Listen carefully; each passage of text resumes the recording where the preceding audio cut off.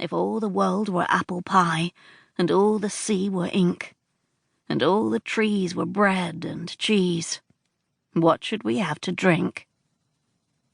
Mrs. Holliss? Images of black sea-water dissolved at the sound of her name, but it took Julia a few seconds to realize that the voice had not been part of a dream. She turned to peer over her left shoulder.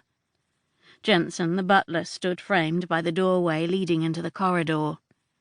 He was a man of about 60, and carried himself erect with a restrained dignity that would befit any palace guard.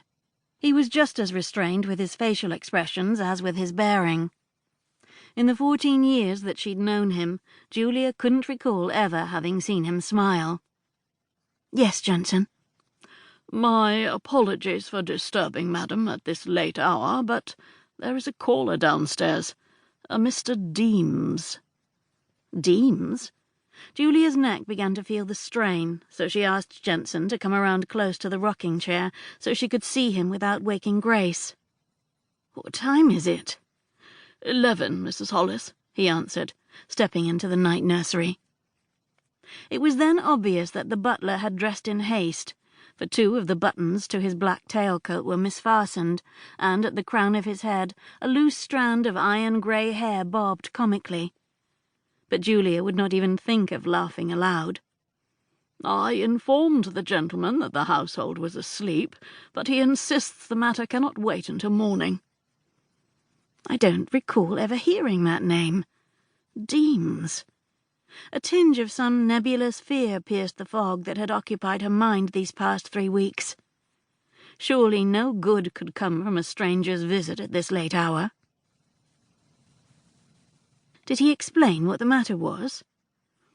"Mr. Deems refused to say, madam, only that he had been acquainted with Dr. Holliss." At the mention of her husband's name, the now familiar lump welled up in the back of Julia's throat. 1 minute, Dr. Philip Holliss, a brilliant surgeon at St. Thomas's Hospital, was examining a patient, and the next he suffered a massive heart attack and became the object of medical attention himself. But to no avail. Swallowing, she thought, "Why did it have to happen, Philip?"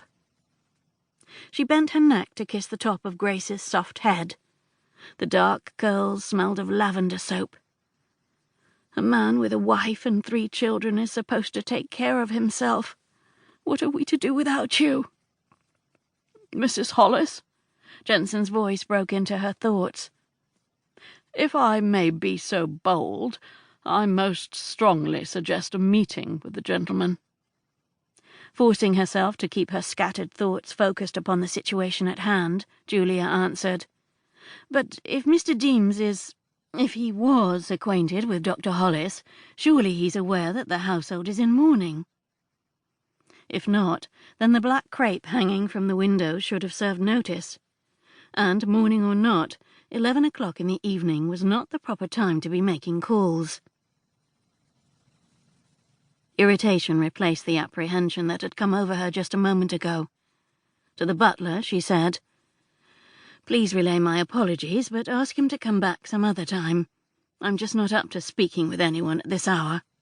Instead of leaving, Jensen took another step forward and cleared his throat.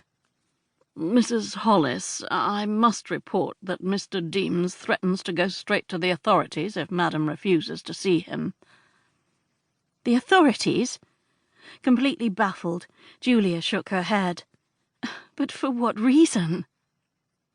The butler's brown eyes shifted evasively from hers, but not quickly enough to hide the knowledge in them.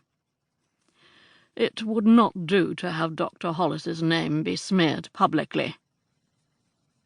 My husband was beyond reproach, so how could anyone besmear his name?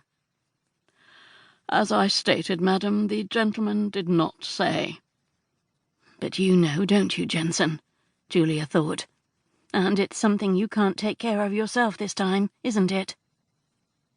How humiliated he must feel, being forced to solicit her help.